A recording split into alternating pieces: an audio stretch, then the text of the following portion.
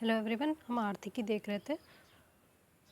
Next topic है हमारा Knight Frank का ग्लोबल प्राइम सिटीज़ इंडेक्स में मुंबई 22वें स्थान पर।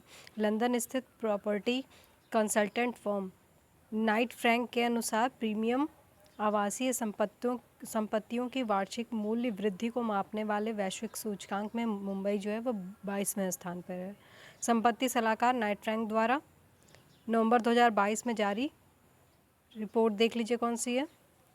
Prime global cities index Q3 2022 पर अपनी रिपोर्ट में कहा कि सभी 3 भारतीय शहरों मुंबई, बेंगलुरु और नई दिल्ली ने 2022 की तीसरी तिमाही में औसत वार्षिक कीमतों में वृद्धि दर्ज की है। कुछ नहीं तो बस ये सवाल ही पूछ देगा कि जो वार्षिक वृद्धि वाली बात है कि किसने की है, तो मुंबई, बेंगलुरु और नई दिल्ली ने। प्राइम ग्लोबल सिटीज़ इंडेक्स एक मूल्यांकन आधारित सूचकांक है जो दुनिया भर के 45 से अधिक शहरों में स्थानीय मुद्रा में प्रमुख आवासीय कीमतों में उतार चढ़ाव पर नज़र रखता है। ठीक है, इतना काफ़ी है। इसमें परसेंटेज वगैरह नहीं पूछेगा कि कितना परसेंटेज की वृद्धि हुई है, बस इतना काफ़ी है कि मुंबई में, बेंगलुरु में, दिल्ली में हुई है, सबसे ज़्यादा मुंबई में हुई है।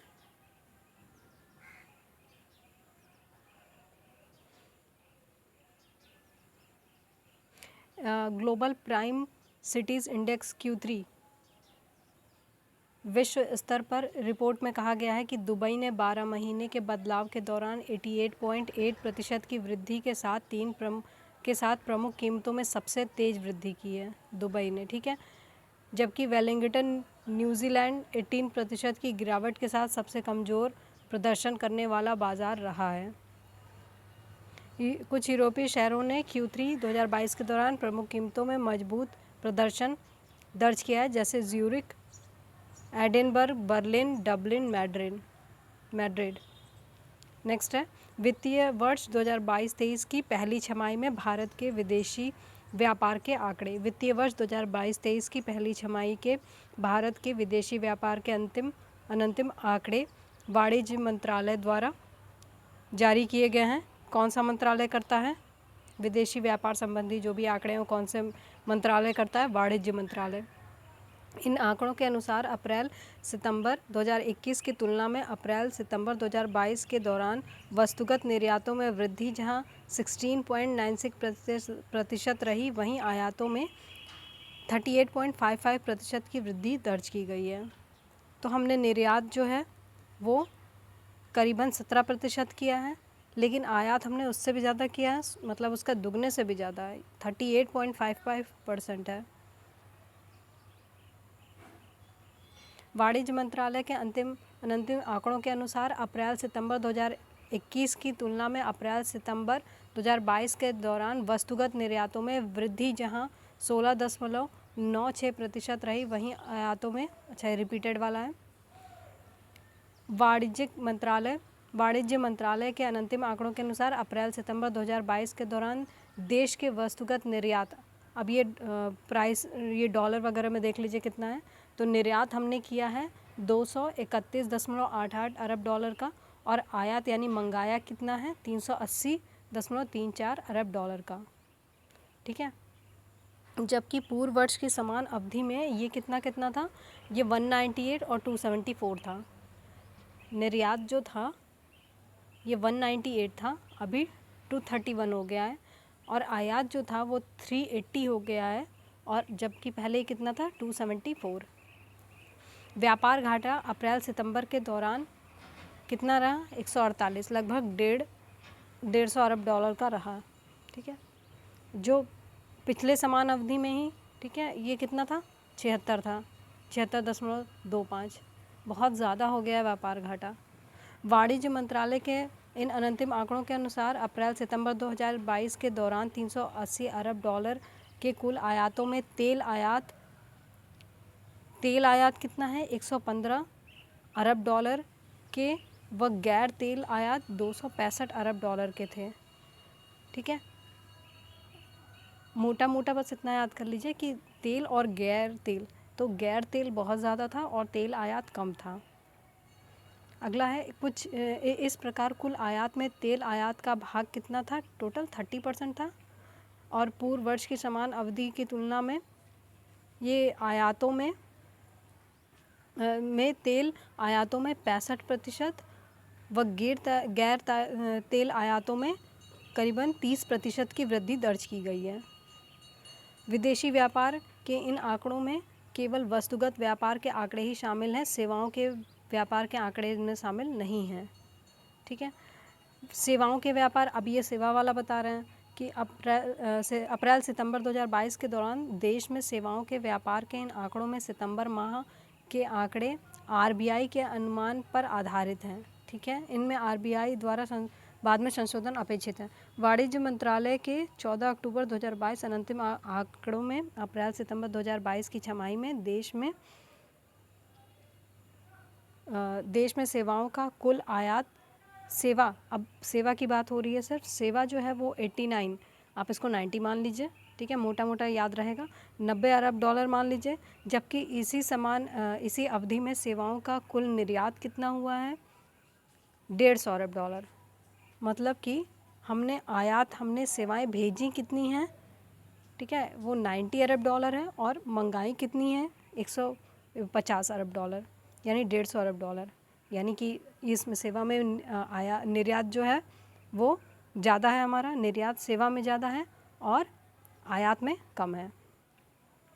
पूर्व वर्ष की समान अवधि की तुलना में सेवाओं का आयात 1.5% तथा निर्यात 27% अधिक रहने के अनुमान वाणिज्य मंत्रालय द्वारा इसमें लगाए गए हैं। इस प्रकार अप्रैल सितंबर 2022 की छमाही में सेवाओं का व्यापार में 61 अरब डॉलर का आधिक्य रहा। ठीक है, हम सेवाओं के मामले में बेहतर चल रहे हैं क्योंकि हम आयात कम कर रहे हैं और निर्यात ज़्यादा कर रहे हैं।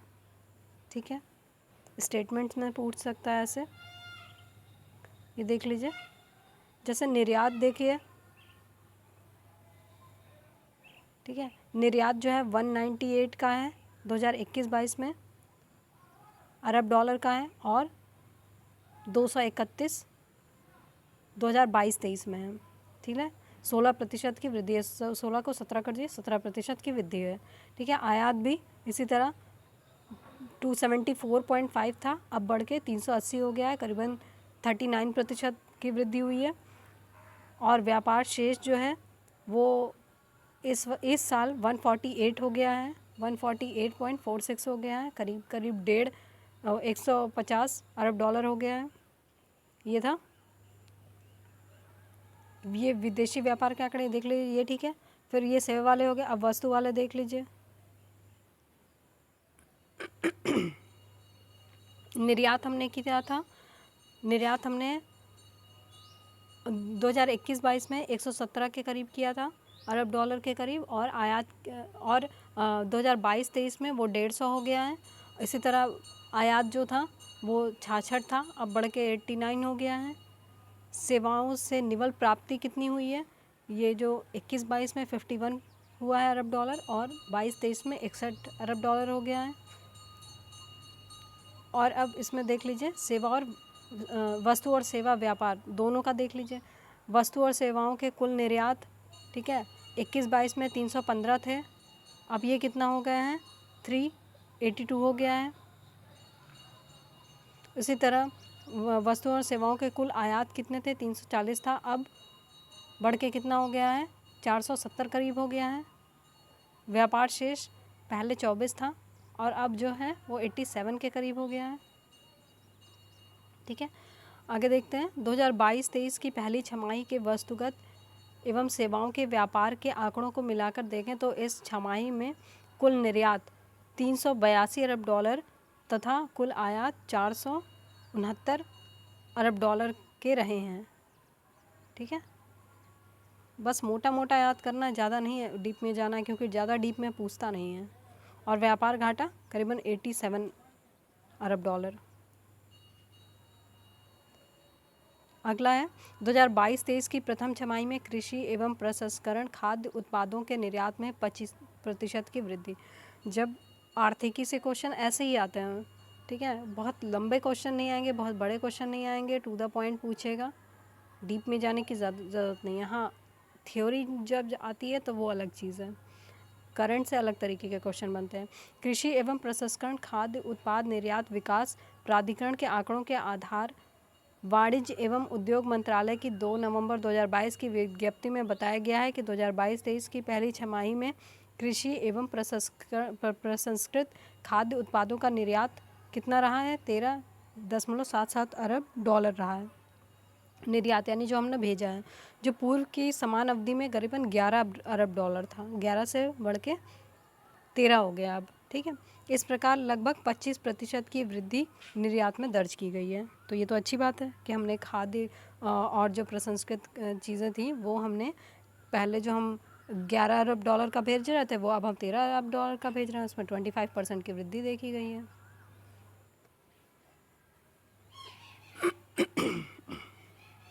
वित्तीय वर्ष 2022-23 में कृषि एवं प्रसंस्कृत खाद्य पदार्थों के पूरे वर्ष में 23.56 अरब डॉलर के निर्यात का कृषि एवं प्रसंस्कृत खाद्य उत्पाद निर्यात विकास प्राधिकरण का लक्ष्य है। किसका लक्ष्य है? ये एपिडा का लक्ष्य है। इसमें से इतना 13.77 अरब डॉलर का निर्यात वर्ष के पहले 6 महीनों में ही प्राप्त कर लिया गया है। वाणिज्य मंत्रालय के इन अंतिम आंकड़ों के दौरान 2022-23 की पहली छमाही में प्रसंस्कृत फलों व सब्जियों के निर्यात में, अच्छा ठीक है, सबका अलग अलग नहीं पूछेगा, ये नहीं पूछेगा कि फल और सब्जी का कितना हुआ, चावल का कितना हुआ, ठीक है, इस तरह के क्वेश्चन नहीं आते हैं। अगला है रबी 2022-23 के लिए रबी मौसम के लिए पोषक तत्व आधारित सब्सिडी का निर्धारण। रबी मौसम 2022-23 के दौरान सभी फास्फेटिक एवं पोटाश उर्वरक किसानों को आसानी से सुविधाजनक मूल्य पर उपलब्ध कराने के लिए इन उर्वरकों के लिए पोषक तत्व आधारित सब्सिडी की नई दरों को मंजूरी केंद्रीय मंत्रिमंडल ने 2 नवंबर 2022 को प्रदान कर दी है। प्रधानमंत्री की अध्यक्षता में आर्थिक मामलों पर मंत्रिमंडल समिति ने 2 नवंबर 2022 की बैठक में नाइट्रोजन, फास्फोरस, पोटाश और व सल्फर जैसे विभिन्न पोषक तत्वों के से युक्त फास्फेट व पोटाश उर्वरकों के लिए निम्नलिखित पोषक तत्व आधारित सब्सिडी सत्र 2022-23 के लिए स्वीकृत की है। क्या है ये देख लीजिए। जैसे पोषक तत्व आधारित सब्सिडी कितना है? रुपये प्रति किलोग्राम में।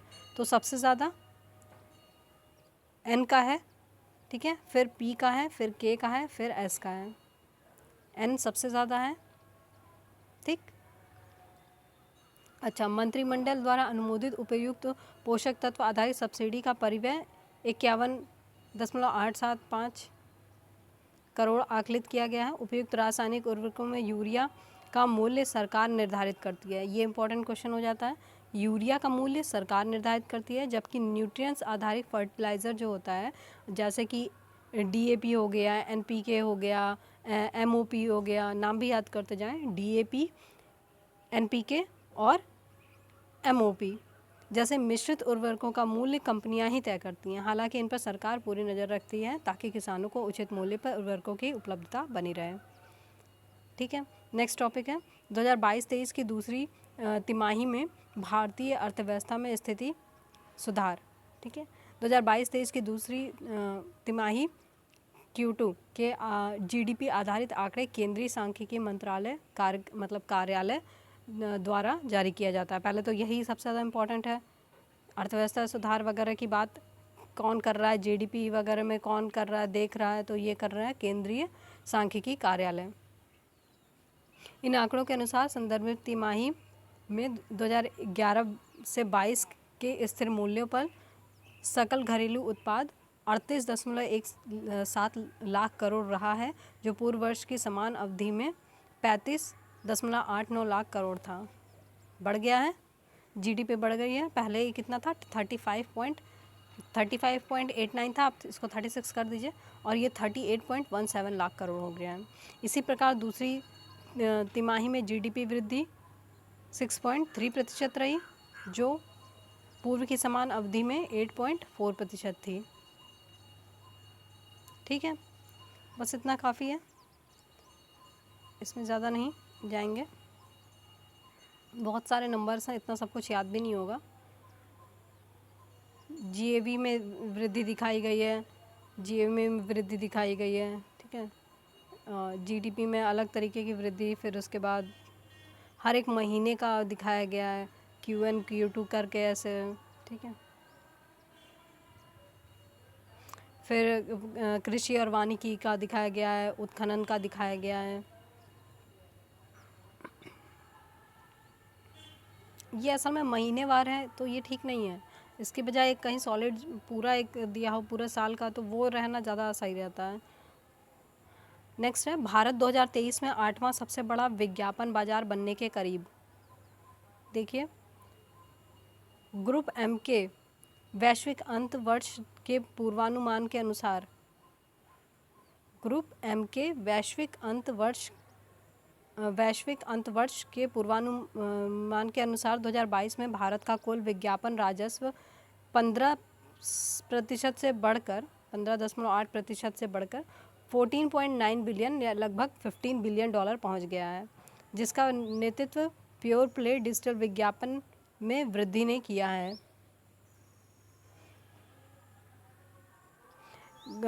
ग्रुप एम ने अपने दिस ईयर नेक्स्ट ईयर 2022 की रिपोर्ट में भारत को वैश्विक स्तर पर इस वर्ष 9वें स्थान पर सबसे बड़े विज्ञापन बाजार के रूप में रखा है। ठीक है, फिर ब्राज़ील का दिखाया है।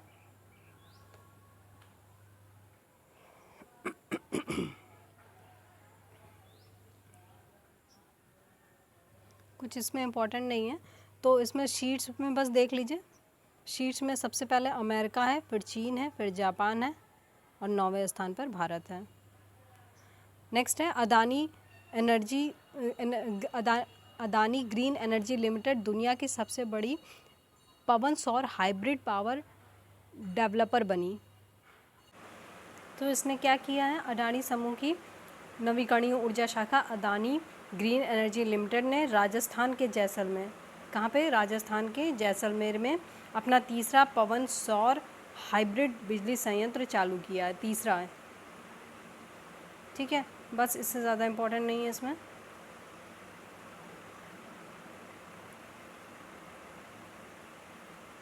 यह एक सेकेंड, यह AGEL को दुनिया का सबसे बड़ा पवन सौर हाइब्रिड पावर फॉर्म डेवलपर भी बनाता है। ठीक है, इसमें इससे ज़्यादा कुछ भी इम्पोर्टेंट नहीं है। नेक्स्ट है global gender wealth equality report. पहले सबसे इम्पोर्टेंट बात कि कौन जारी करता है, तो वर्ल्ड इकोनॉमिक फोरम जारी करता है, बहुत इंपॉर्टेंट हो जाता है फिर ये global gender wealth equality report 2022 world economic forum द्वारा। यह रिपोर्ट विश्व के 5 क्षेत्रों में लिंग आधारित धन अंतर की जांच करती है। ये कैरियर परिवार के समर्थन, जीवन की घटनाओं और वित्तीय साक्षरता के परस्पर प्रभाव के आकलन पर असमानता के पीछे के कारणों का आकलन करती है। सेवानिवृत्ति के समय महिलाओं और पुरुषों के बीच लैंगिक संपत्ति के अंतर को मापती है। एशिया प्रशांत देशों में भारत की सबसे खराब लैंगिक संपत्ति अंतराल है। ठीक है, इसमें भी भारत की रैंकिंग खराब है, 65% है ये अंतर। इसका एक प्रमुख कारण भारत का लैंगिक आधारित वेतन है। इस रिपोर्ट के अनुसार जब महिलाएं रिटायर होंगी तो उनके पास पुरुषों की अपेक्षा जमा हुई संपत्ति का सिर्फ 74% होगा। भारत का लैंगिक आधारित वेतन अंतर वैश्विक औसत से अधिक है। जो हमारा जो डिफरेंस आ रहा है वो वर्ल्ड के डिफरेंस से ज़्यादा है। यह मुख्यतः पेशेवर और तकनीक भूमिकाओं में प्रचलित है। महिलाओं के लिए नेतृत्व की भूमिकाएं सीमित हैं। कार्यबल में महिलाएं 3% ही वरिष्ठ स्तर के पदों पर हैं। महिलाएं कम उम्र में ही बच्चों की जिम्मेदारियां संभाल लेती हैं। लंबी अवधि के वित्तीय निर्णय आमतौर पर पुरुषों के हाथ में होते हैं। कामकाजी महिलाओं के लिए वित्तीय साक्षरता भारत में कम होती है। औसतन एशिया प्रशांत में सबसे कम वैश्विक धन अंतर है। इस क्षेत्र में महिलाओं के पास पुरुषों की संपत्ति के स्तर का लगभग 3/4 है, जो वैश्विक औसत से केवल 2 अंक अधिक है। नेक्स्ट है भारत विश्व का सबसे सस्ती विनिर्माण लागत वाला देश। ठीक है, ये अच्छी न्यूज़ है इन्वेस्टर्स के लिए। US news and world report, US news and world report द्वारा प्रकाशित एक रिपोर्ट के अनुसार भारत को सबसे सस्ती विनिर्माण लागत वाले देशों के रूप में नवंबर 2022 की रिपोर्ट में शीर्ष स्थान दिया गया है। उसके बाद चीन और वियतनाम है। ठीक है, हमारे बाद चीन है।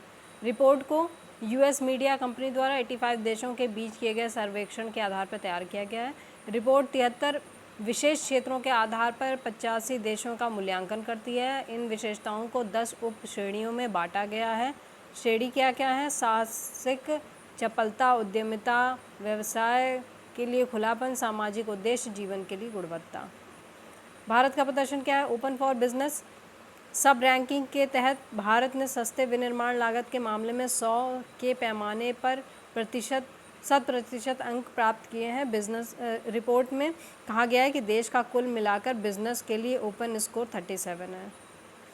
भारत का स्कोर 100 में 16 है। भ्रष्ट नहीं है, भ्रष्ट नहीं श्रेणी में स्कोर वगैरह वगैरह सब दिया है, इतना स्कोरिंग नहीं पूछता है। जो निम्नतम स्थान वाले देश हैं वो हैं बेलारूस, उज़्बेकिस्तान, ईरान। ठीक है, बाकी अच्छा ये देख लीजिए, 85 देशों में भारत को सर्वश्रेष्ठ देशों की समग्र रैंकिंग में 31वां स्थान मिला है।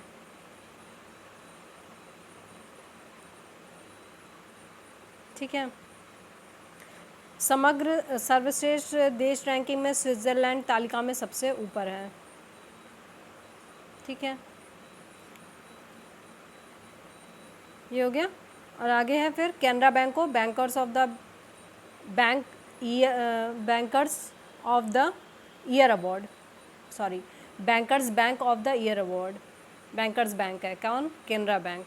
पब्लिक सेक्टर के कैनरा बैंक को लंदन में आयोजित ग्लोबल बैंकिंग समिट में, मुझे लगता है ये क्वेश्चन ज़रूर आएगा कि ग्लोबल बैंकिंग, लंदन के जो ग्लोबल बैंकिंग समिट हुआ है में भारत सेगमेंट के लिए bankers bank of the year award Canara bank को प्रदान किया गया है। इस सम्मान को बैंकिंग सेक्टर के लिए ऑस्कर अवार्ड के नाम से के समान माना जाता है। विजेताओं को पिछले 12 महीने में उनके संबंधित भौगोलिक क्षेत्रों में return, strategy, innovation, technology, product और सर्विसेज को डिलीवर करने की उनकी क्षमता पर निर्णय लिया जाता है। ठीक है, इतना काफ़ी है। ये है ESAF स्मॉल फाइनेंस बैंक को मुंबई यानी महाराष्ट्र मुख्यालय केयर एज रेटिंग्स से पर्यावरण, सामाजिक और शासन प्रथाओं के लिए बेस्ट इन क्लास रेटिंग से सम्मानित किया गया है। कौन सा स्मॉल फाइनेंस बैंक है? ESAF। नेक्स्ट है BPCL, भारत की सबसे बड़ी तेल और गैस company. S&P Dow Jones sustainability index 2022 में Bharat petroleum corporation limited BPCL को भारत की सबसे टिकाऊ तेल और गैस कंपनी के रूप में मान्यता दी गई है। ये एक महारत्न कंपनी है, अभी हमने कुछ दिन पहले देखा था इससे पहले वाले वीडियो में।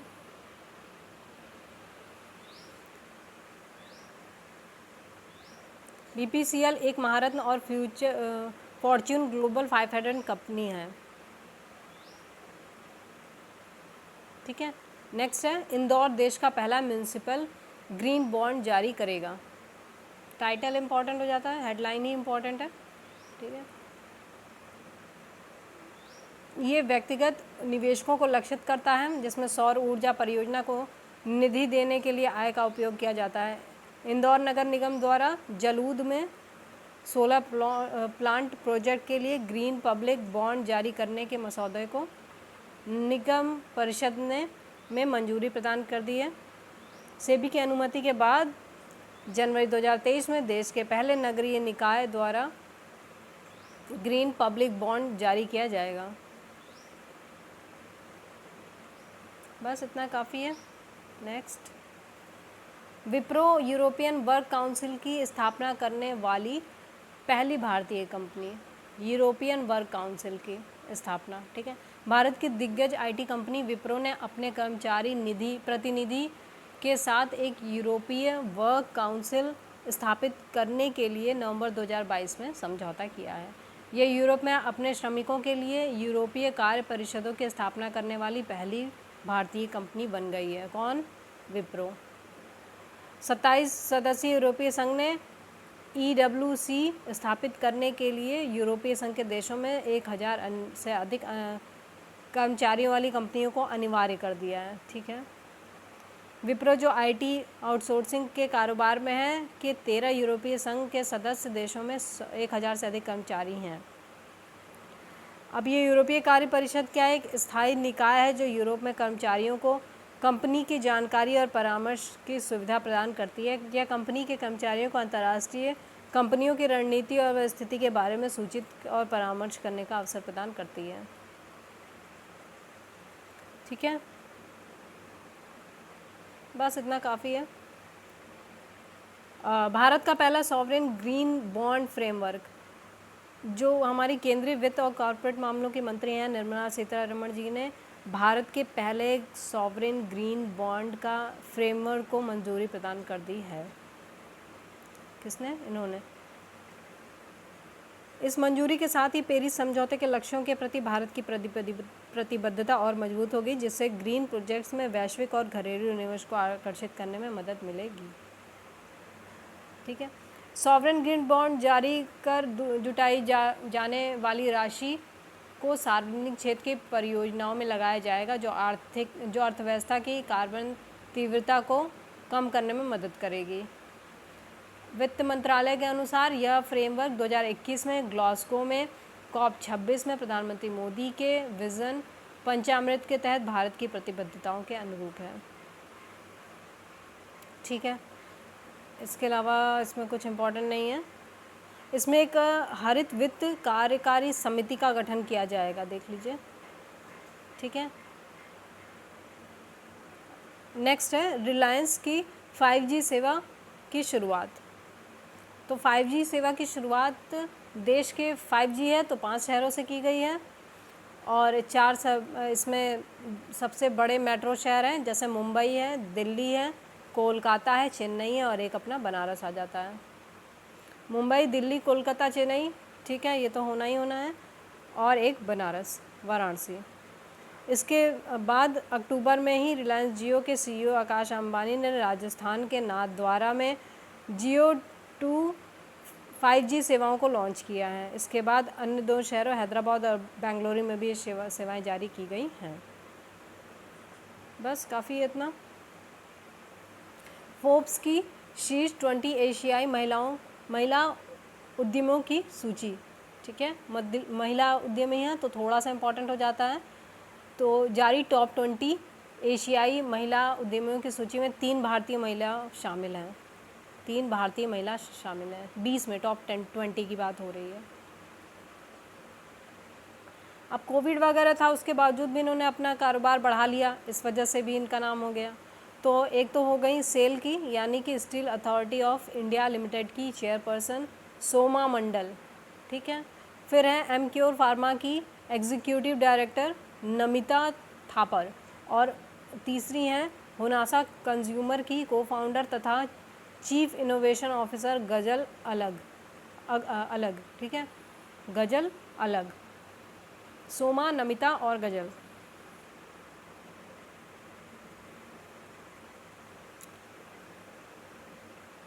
ठीक है, अब एक एक के बारे में बहुत डीप में इंफॉर्मेशन दी है जो जानना ज़रूरी नहीं है।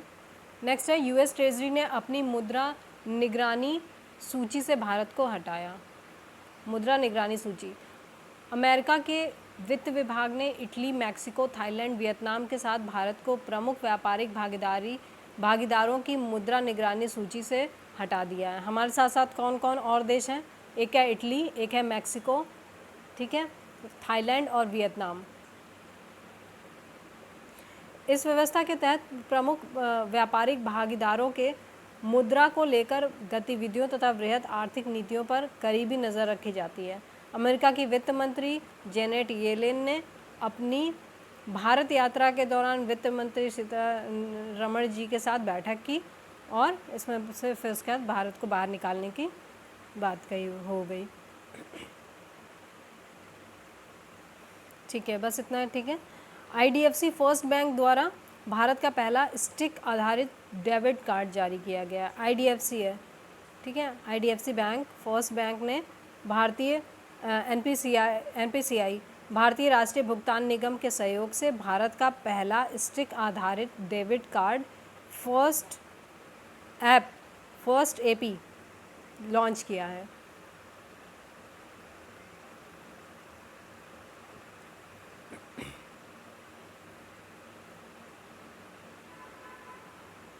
ठीक है, बस इतना काफ़ी है, बहुत ज़्यादा इसमें नहीं है। यह बिना पिन के 5,000 रुपये तक के लेन देन को सक्षम बनाता है। सेंटेंस में पूछ सकता है ये। नेक्स्ट है, अमेज़न $1 ट्रिलियन खोने वाली दुनिया की पहली सूचीबद्ध कंपनी है। अमेज़न इंक के नाम हाल ही में एक बेहद ख़राब रिकॉर्ड जुड़ गया है।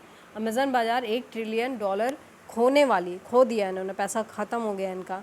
दुनिया की पहली सार्वजनिक रूप से सूचीबद्ध कंपनी बन गई है। समाचार एजेंसी ब्लूमबर्ग की रिपोर्ट के अनुसार बढ़ती मुद्रास्फीति, सख्त मौद्रिक नीतियों और निराशाजनक कमाई के संयोजन से इस साल कंपनी के शेयरों में ऐतिहासिक बिकवाली शुरू कर दी गई है। ठीक है, बस काफ़ी है इतना। नेक्स्ट है, सूचना सुरक्षा प्रबंधन के लिए ISO 27001 प्रमाणन प्राप्त करने वाली भारत की पहली मत्स्य पालन स्टार्टअप। ठीक है, क्या नाम है? सूचना सुरक्षा प्रबंधन के लिए ISO प्रमाणन। ठीक है, कौन सा है? फिजिकल एंड डिजिटल वितरण नेटवर्क द्वारा समर्थित एम्बेडेड फिनटेक के साथ प्रौद्योगिकी संचालित फुल स्टैक एक्वाकल्चर इनपुट और आउटपुट प्लेटफॉर्म, चेन्नई तमिलनाडु स्थित। कुल मिला के आपको जो याद रखा है वो है एक्वा कनेक्ट। एक्वा कनेक्ट को सूचना सुरक्षा प्रबंधन के लिए ISO ने एक प्रमाण पत्र जारी किया है और वो ये इतना नंबर याद कर लीजिए 27001। ये मान्यता प्राप्त करने वाली पहली भारतीय मत्स्य स्टार्टअप बन गई है। क्या नाम है? Aqua connect. ठीक है, नेक्स्ट है RBI की भारतीय राज्यों पर सांख्यिकी हैंडबुक 2021-22। RBI ने भारतीय राज्यों पर सांख्यिकी हैंडबुक 2021-22 शीर्षक से अपने सांख्यिकी प्रकाशन का 7वां संस्करण जारी किया है। इस प्रकाशन में 1951 से 2021-22 तक की विभिन्न समयावधियों में भारतीय राज्यों में सामाजिक जनसांख्यिकी, राज्य घरेलू उत्पाद, कृषि मूल्य और मजदूरी, उद्योग, बुनियादी ढांचे, बैंकिंग और वित्तीय संकेतकों पर उपराष्ट्रीय आंकड़े शामिल हैं। ठीक है, इसमें क्या क्या है एक बार देख लीजिए। जैसे जैव शक्ति, सौर ऊर्जा, लघु जल विद्युत अपशिष्ट से ऊर्जा, पवन ऊर्जा, इनके बारे में बताया गया है। स्वास्थ्य और पर्यावरण 2 अध्याय प्रस्तुत किए गए हैं। ठीक है, और देश के सभी राज्यों की ग्रिड इंटरैक्टिव अक्षय ऊर्जा की कुल स्थापित क्षमता की तुलना करते हुए कर्नाटक शीर्ष पे है। ठीक है, कर्नाटक शीर्ष पे है।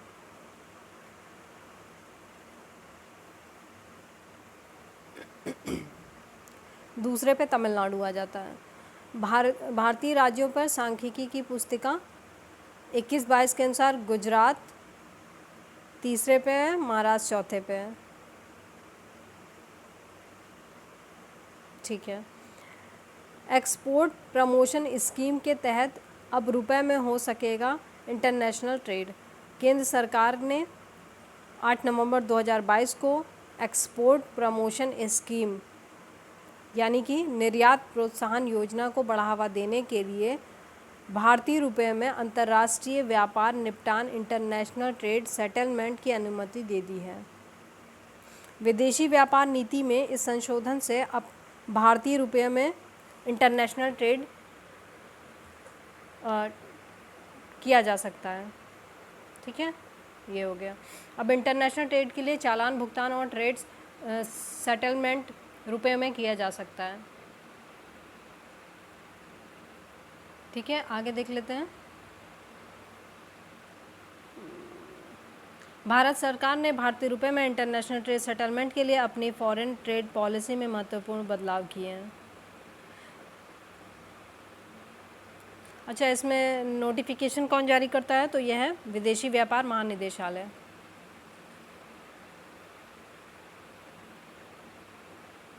इतना काफ़ी है, बहुत डीप में कुछ नहीं है इसमें। ऑक्सफैम इंडिया द्वारा जारी की गई India in connectivity inequality report.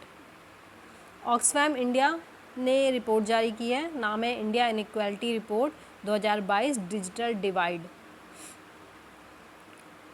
NGO Oxfam India द्वारा जारी India inequality report 2022 digital divide के अनुसार भारतीय महिलाओं के पास मोबाइल फ़ोन होने की संभावना प्रतिशत ये 15% कम है और पुरुषों की तुलना में मोबाइल इंटरनेट सेवाओं की का उपयोग करने की संभावना 33% कम है।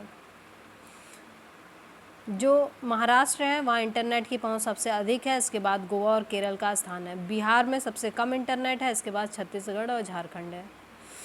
भारत में इंटरनेट उपयोग करने वाली महिलाएं केवल 1/3 हैं।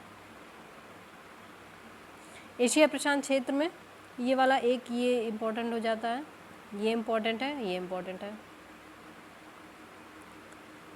एशिया प्रशांत क्षेत्र में भारत 40% के व्यापक लिंग अंतर के साथ सबसे खराब स्थिति में है। रिपोर्ट ग्रामीण शहरी डिजिटल विभाजन की ओर भी इशारा करती है। एक वर्ष में 13% की महत्वपूर्ण वृद्धि दर दर्ज करने के बावजूद केवल 31% ग्रामीण आबादी अपने शहरी समकक्षों के 67% की तुलना में इंटरनेट का प्रयोग करती है।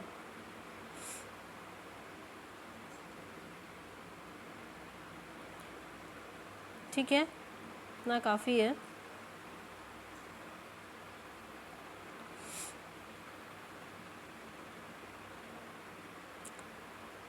सामान्य जाति के 8% लोगों के पास कंप्यूटर या लैपटॉप है, जबकि अनुसूचित जाति के 1% से भी कम और अनुसूचित जाति के 2% लोगों के पास ये संसाधन है। जाति वगैरह वैसे तो पूछेगा नहीं। चलिए नेक्स्ट है, FATF की सूची से पाकिस्तान बाहर तथा Myanmar black list. Grey list जो FATF वाला था तो ग्रे लिस्ट से बाहर कर दिया गया है, पाकिस्तान को ग्रे लिस्ट से बाहर कर दिया गया है, म्यांमार को ब्लैक लिस्ट कर दिया गया है। ठीक है, ब्लैक लिस्ट में उच्च जोखिम वाले उन देशों को रखा जाता है जहां कार्रवाई किए जाने की ज़रूरत है। अभी वर्तमान में ईरान, उत्तर कोरिया, म्यांमार ब्लैक लिस्ट है। ठीक, बस इतना काफ़ी है।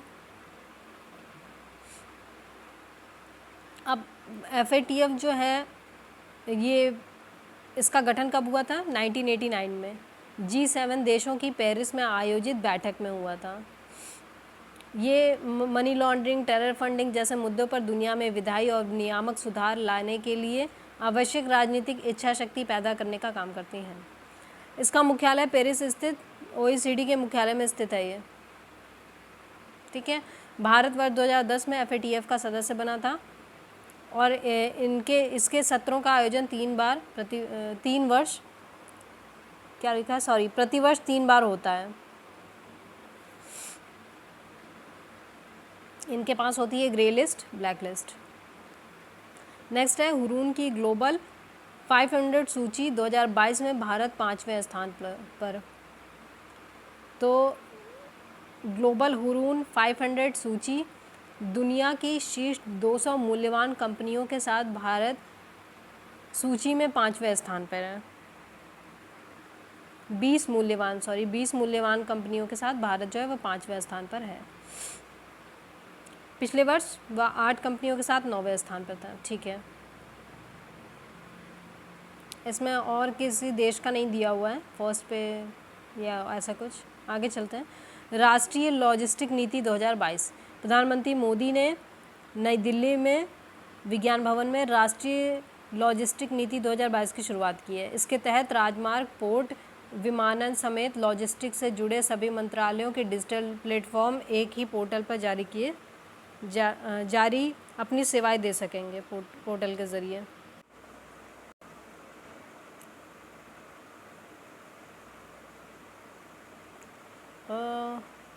ये टॉपिक छोड़ देते हैं क्योंकि इसमें बहुत ब्लर हो गया है, दिखाई नहीं दे रहा सही से।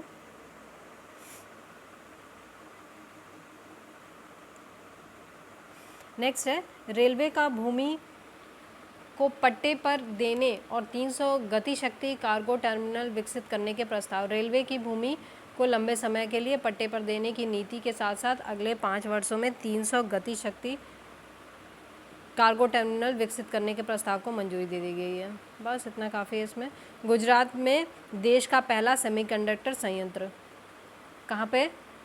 गुजरात में। तो एक तो वेदांता है और ताइवान की इलेक्ट्रॉनिक्स कंपनी कौन सी है? फॉक्सकॉन गुजरात में निवेश कर रहे हैं और पहला सेमीकंडक्टर संयंत्र लगा रहे हैं।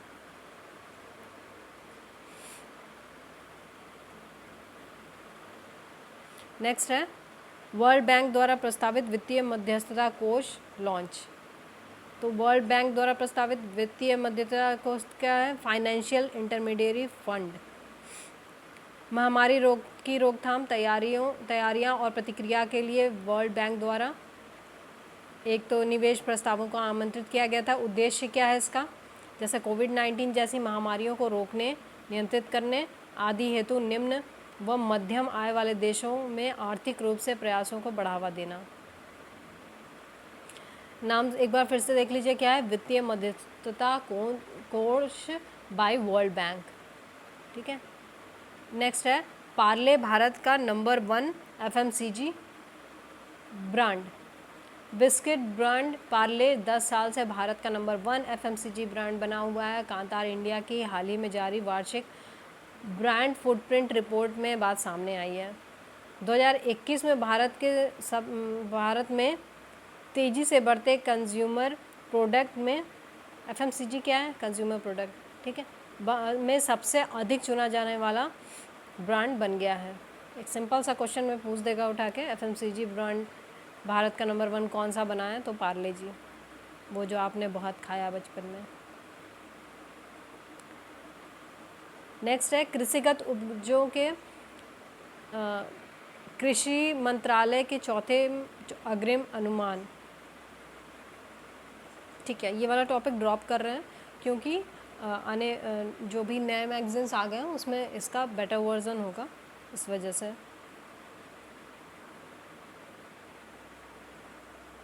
क्योंकि ये अनुमान एक तो ये अभी चौथा अग्रिम अनुमान है और पता नहीं कितना होगा। ठीक है। विदेशों से मनी ऑर्डर प्राप्त करने में भारत शीर्ष स्थान पर।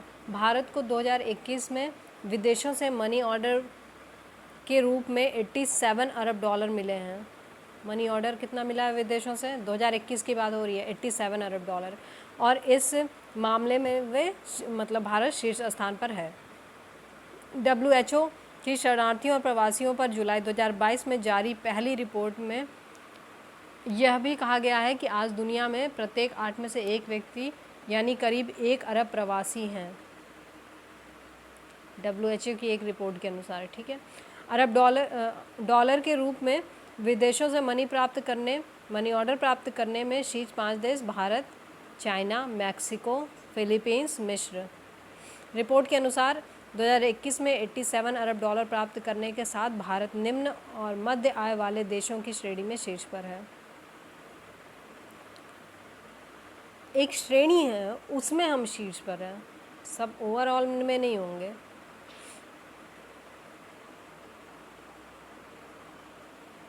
रिपोर्ट के अनुसार अगर स्रोत की बात की जाए तो अमेरिका धन प्रेषण का इस अवधि में सबसे बड़ा स्रोत रहा है, उसके बाद संयुक्त अरब अमीरात।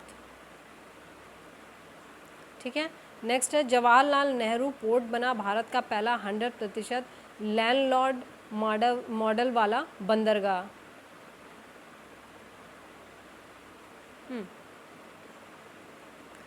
इसमें सभी गोदियों का संचालन पब्लिक प्राइवेट पार्टनर मॉडल पर किया जाता है। ठीक है।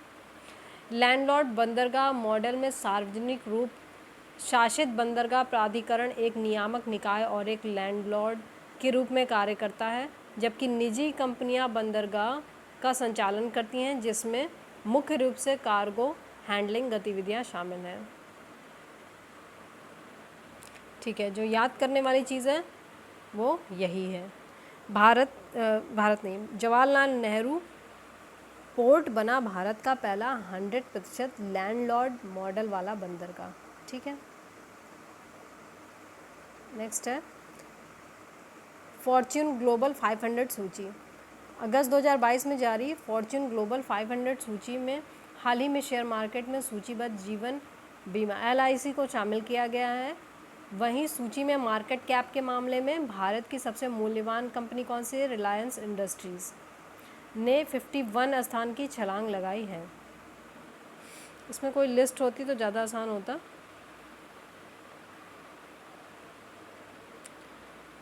अब 500 की बात हो रही है, हमें 98वां स्थान मिला है और इसके अलावा बहुत सारी और भी हैं।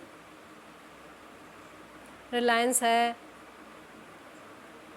SBI है, देखिए SBI है, रिलायंस हो गई, IOC हो गई और ONGC हो गई, बहुत सारी कंपनीज़ हैं। इसमें जो वॉलमार्ट है, एक सेकेंड, वॉलमार्ट है अमेरिका की,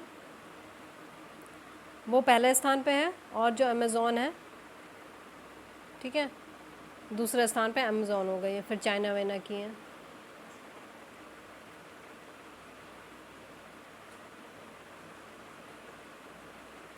देश के पहले अंतर्राष्ट्रीय बुलियन एक्सचेंज की शुरुआत हो गई है। ठीक है, कहाँ पे हुई है?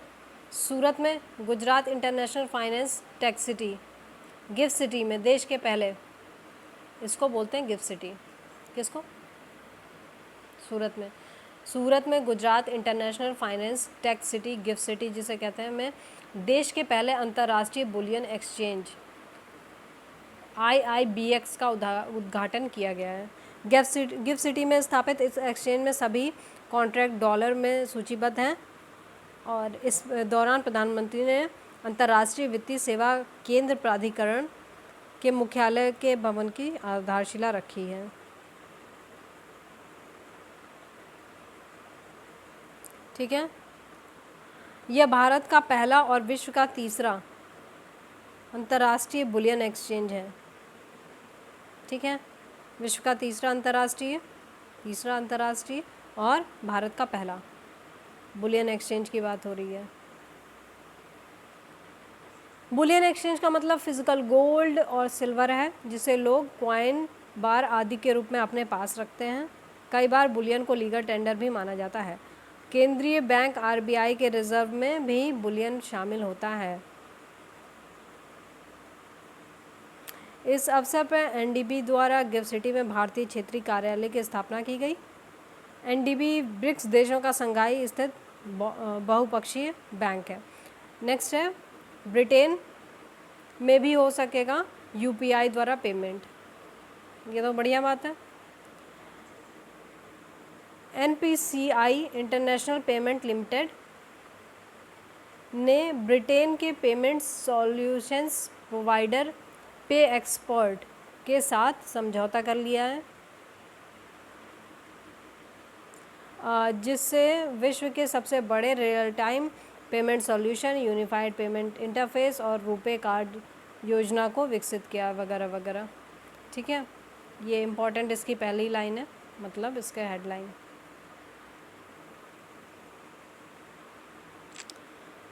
ये देख लीजिए, UPI विश्व में सबसे सफल रियल टाइम पेमेंट प्रणालियों में से एक मानी जाती है। 2021 में इसके जरिए $940 बिलियन 39 अरब ट्रांजैक्शन हुआ, जो भारत के सकल घरेलू उत्पाद का 31% है। रुपए घरेलू स्तर पर विकसित वैश्विक कार्ड पेमेंट नेटवर्क है। 700 करोड़ रुपए कार्ड जारी किए जा चुके हैं अब तक। और भूटान पहला ऐसा देश था जिसने यूपीआई को अपनाया था और रुपए कार्ड में भुगतान की मंजूरी दी थी। ये इम्पोर्टेंट हो जाता है। फिर इस साल फरवरी में यूपीआई का विस्तार नेपाल में भी हुआ है। तो नेपाल और भूटान, पहले भूटान फिर नेपाल। ठीक, नेक्स्ट है विश्व प्रतिस्पर्धा सूचकांक 2022। स्विट्जरलैंड स्थित, कहाँ पे? स्विट्जरलैंड स्थित international institute for management and development IMD द्वारा 11 जून को 2022 को वैश्विक प्रतिस्पर्धा सूचकांक जारी किया गया है। किसने? आईएमडी ने। स्विट्जरलैंड, 63 देश शामिल हैं। डेनमार्क फर्स्ट पोजीशन पे है। यूरोपीय देश जो है वो डेनमार्क मतलब जो है वो शीर्ष पर है। वहीं दक्षिणी अमेरिकी देश वेनेजुएला सबसे नीचे है। प्रतिस्पर्धा में वेनेजुएला सबसे नीचे है। भारत को 37वां स्थान मिला है। मुझे लगता है ये रिपोर्ट बहुत इंपॉर्टेंट हो जाती है क्योंकि इसमें रैंकिंग भी भारत की बहुत अच्छी है। प्रतिस्पर्धा में 37 है हम 63 देशों में, और रैंकिंग में 6 स्थानों का प्रभावी सुधार भी हमने किया है, भारत ने किया है।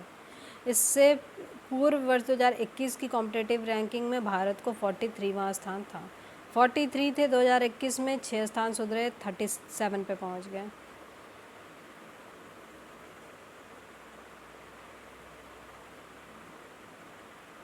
अब अलग अलग दिया हुआ है आर्थिक प्रदर्शन के मामले में क्या था, फिर उसके बाद व्यावसायिक दस्तावेज वगैरह, तो ये सब इतना इम्पोर्टेंट नहीं है। ये देख लीजिए लिस्ट, डेनमार्क, स्विट्ज़रलैंड, इनके में सुधार हुआ है, इनमें गिरावट आई है। ठीक है,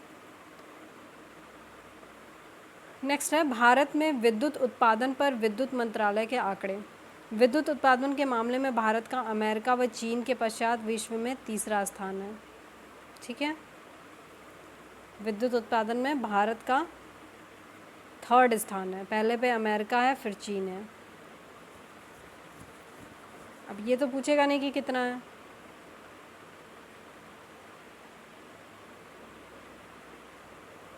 आगे देख लेते हैं। ये लिस्ट इम्पॉर्टेंट हो जाती है, इसे ध्यान से देखना है। क्या इसमें क्या हम